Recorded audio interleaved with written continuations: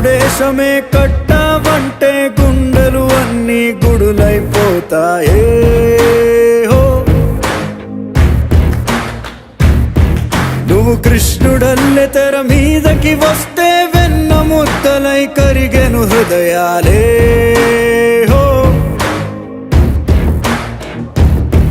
ఆ దేవుడు దేవుడు ఎదురుగా వచ్చిన దేవుడు కాదంటాం. ఎందుకని అడిగాడో ఎన్టీఆర్ పోలిక ఒకటి లేదంటాం.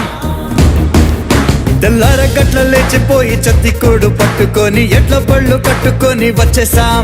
మేం చొక్కాలను చిప్పుకున్నాం, గొంతులన్నీ చించుకున్నాం. తనివి తీరనిది నీపై అభిమానం. నువ్వందుకున్న ఘనతని చదివితే ముచ్చెమటలు పట్టవ చరితకే.